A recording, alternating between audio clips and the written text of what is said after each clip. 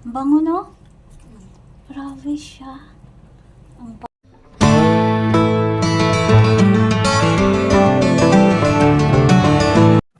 Hello guys, good morning. Magluluto tayo ng sinabawang isda pang tanghalian namin guys. Dahil kami lang naman dalawa ni Dayan ang kakain. Kaya, ayan na guys. Nagpakulo na ako ng tubig.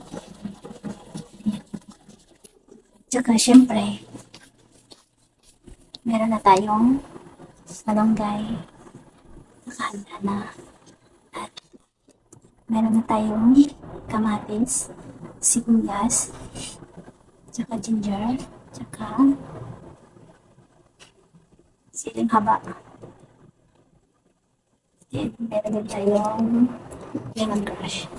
Lemongrass. Ayan.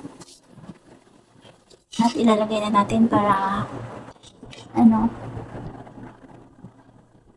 ilalagay na natin yan habang hindi pa kumukulo para maganda siya at lumalabas yung aroma dahil madilim doon sa aking dadala tayo ng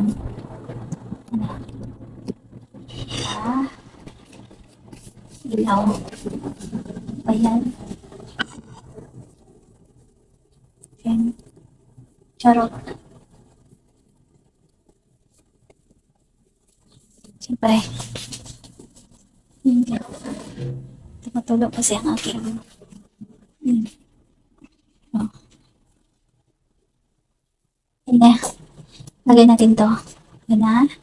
At saka, ginger.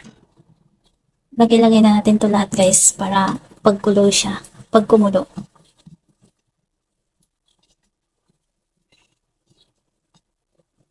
Hindi ko alam kung basta simpleng luto lang to.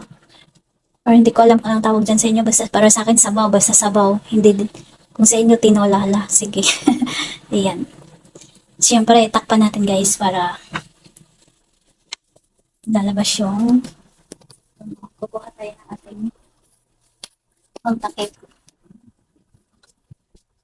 Yan. Yan, takpan natin. Takpan.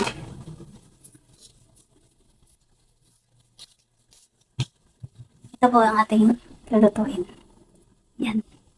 Ang sarap po yan. Medyo matamis-tamis yung sabaw niya. Diba? Yan. Sobrang sarap. Gusto ko yan.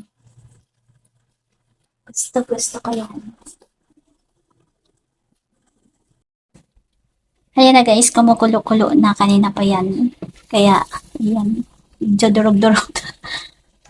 Lalagay natin pinakamamahal na isda.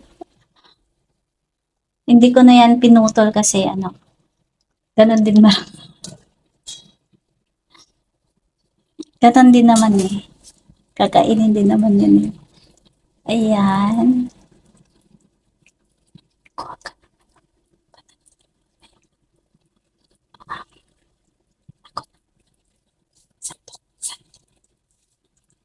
Ayan. Yan na nga guys. Antayin natin kumulo. Antayin natin kumulo. Kala. Okay.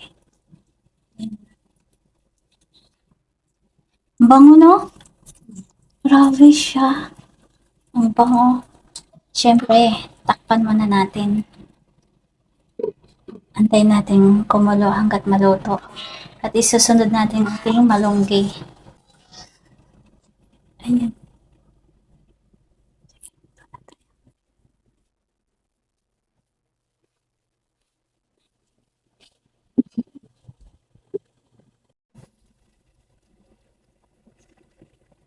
Ayan na guys, kumukulo-kulo na. Sobrang sarap siya. Masyadong masarap ang aming tanghalian ngayon. Yan. Dayan, hold mo nga dito. Ayun na. Yan. Talaga yung sarap ko ganun. Parang nawawala yung nito eh. Malamig-lamig sa katawan. Yan na guys. Papatay na natin. Baka naman ma-overcook naman din. Pangit din. Wala naman natin saglit. Tapos patay na.